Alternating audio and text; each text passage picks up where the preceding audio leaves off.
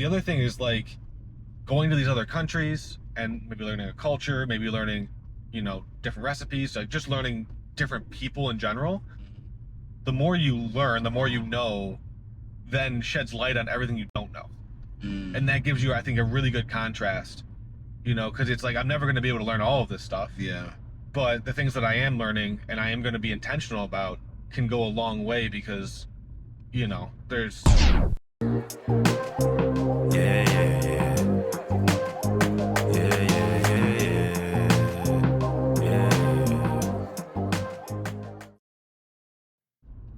All right. And we're back with the Super Secret Founders Drive. We gotta have a little jingle. A little jingle right there? Yeah, we could do jingles. Yeah. But we just did a whole episode on learning. Yes. And part of that learning, obviously, like for anyone who hasn't seen this stuff, go on YouTube, look up Founders Drive, watch the previous episode, or watch, the episode that came out today. If you're watching this on Constance, which you have to be. Yeah. And I think in this, hopefully the rain that we just experienced here doesn't come up on camera.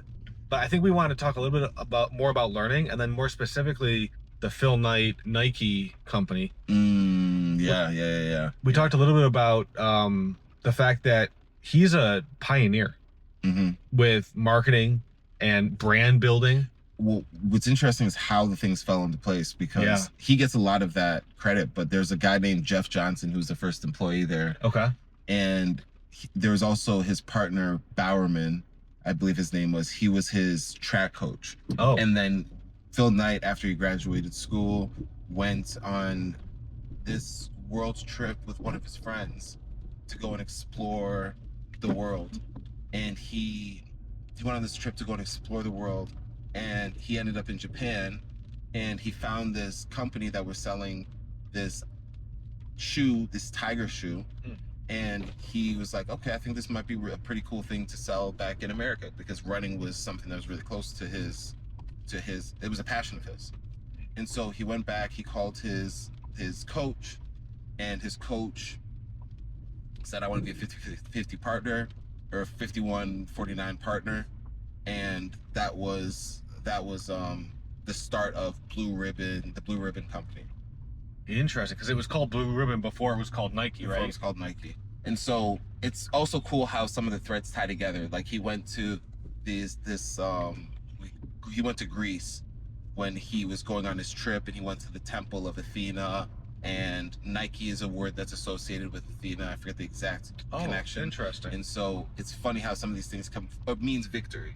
Victory, and it's something that came full circle down the road. But with the reason why I was bringing up his coach is when in the early days, Phil Knight in his memoir was talking about how he called his coach, and his coach was saying that he was writing a book, and the book was about I was trying to thought here. The book was about how everybody's an athlete. Oh, he's like, and if you have a body, you have an athlete. And that was such an early, they still talk about that right now. If you go on the website, they'll say, if you have a body, you're an athlete. And so what Nike was really responsible for was really opening up this whole idea of exercise as just for normal people. Like people weren't really running. It was kind of seen as like weird back then. And so they really opened up that idea and popularized it in America and now like in the world.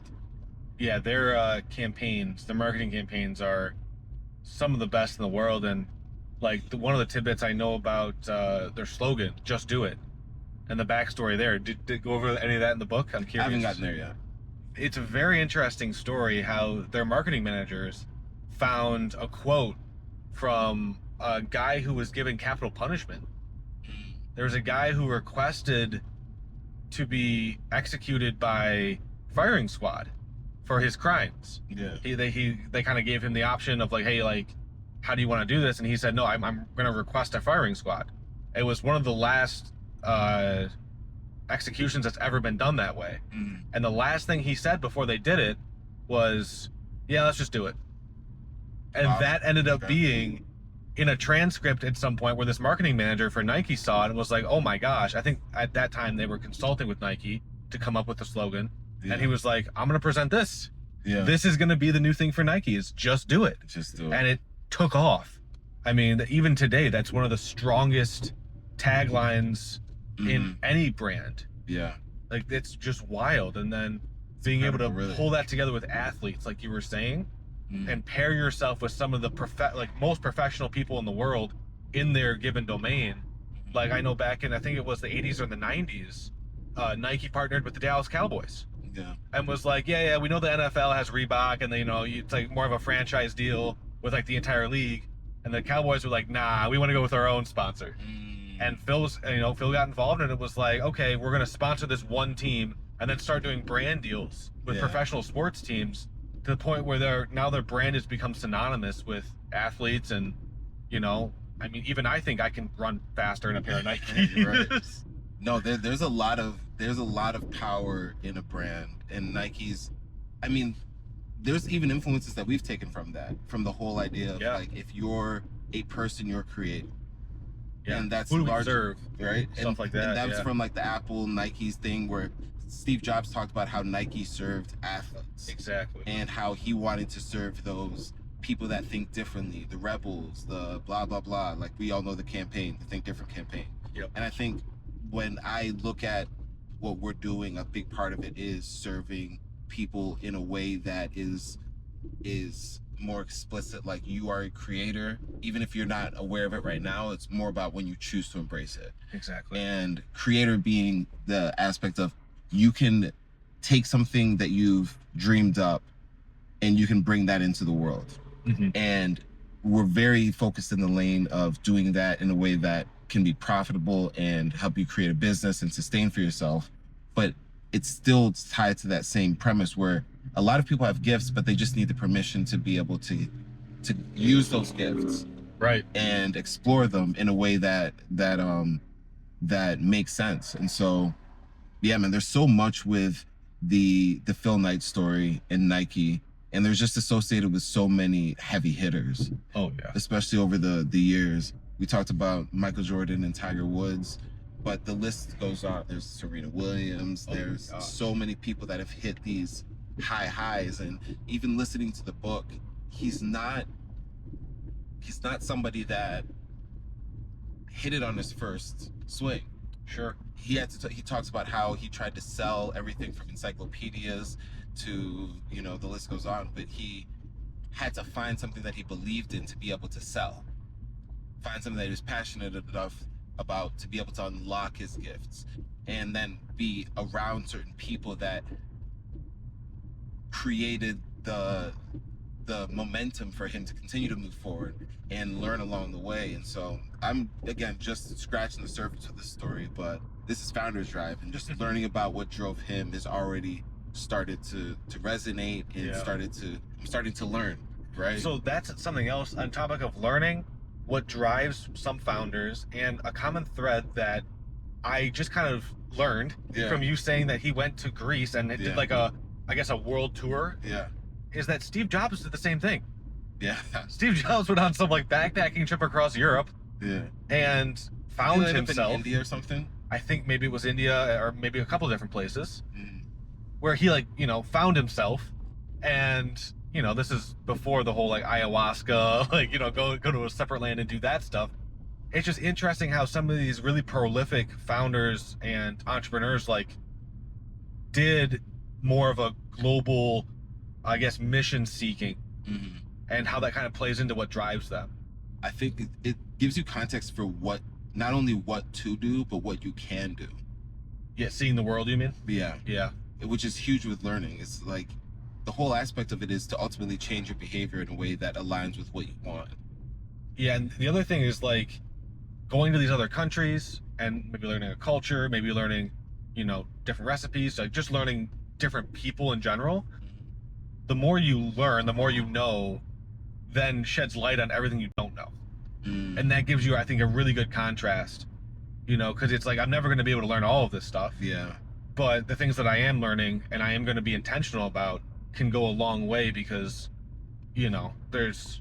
Well, as you're saying that, yeah, I'm thinking about how, if we're looking at we say learning from these different areas, I'm doing the translation in my head to say, changing my behaviors based off of these things that I've consumed or I've interacted with. So Sure. if I go sure. to, let's say, the Philippines, and I see somebody acting in a certain way, and that causes me to feel a feeling where I say, I want to act differently now. Right.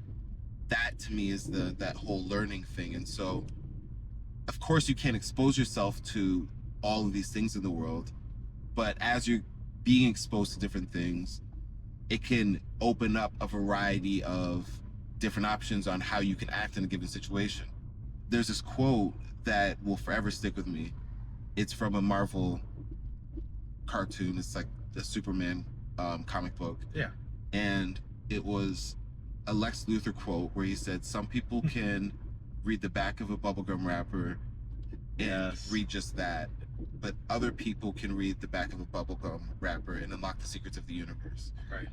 His superpower was his intelligence and his ability to learn.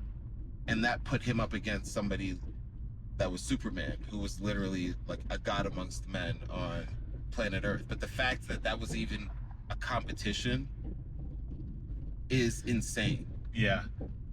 It's funny. I did see one hot take Okay. from Superman. Okay. Is that how, like, apparently that this person had this take that was the most lazy excuse for a superhero ever. Is, well, who's a new superhero? Well, we have man. How about I Superman? And so it's just like, Right in the name. yeah, it's very interesting. But no, I think like that's I mean, bubblegum wrapper is probably a little bit outdated. For me, it's like a Laffy Taffy wrapper, Right. you know. But I think the sentiment is still like that amount of perspective you have and the intentionality behind what you're doing leads you to start unlocking things that most people will just take for granted. Yeah. You know? Yeah. And it's like your perspective on that thing that you're encountering can just open things up purely off of that. It's like your attention can make all the difference in how you learn. Yes. And the last thing I just kind of want to touch on is like that intention, I think, is also something that we've talked about in the past of like how your learning compounds. Yes. You know, it's like, it's not just the perception of one point in time. It's, okay, I'm going to read the bubblegum wrapper today, next week, next year, and every single time I do that, I'm going to actually have a different experience doing that. Yeah. Even if it's the exact same words. Yeah. Because my experience and my learnings have compounded to the point where I'm probably a different person, at least mentally, you know, thinking about different things. This learning rabbit hole goes so deep, we won't be able to get through everything right now, but the last thought that I was thinking of with that compounding thing is, when you learn, it can almost become invisible. It's like you have to also observe yourself and how your behavior is changing, because sometimes it can be so subtle that you don't really notice it until a year later, for better or worse. That's true. There are some people that get so adrift from where they initially wanted to go, and it's partially because they're learning things that they didn't necessarily intend on learning. And there's other people that can go so far in one direction towards a positive in the world that they want, just by being really observant and being like, okay, I'm not doing the things that I was doing in the past, or if I was, it's not exactly the same. So no, the rabbit hole goes deep with learning stuff. I think we'll probably keep revisiting this topic. Yeah, this is fantastic though. Check us out on YouTube. Like, comment, subscribe. Peace. Peace.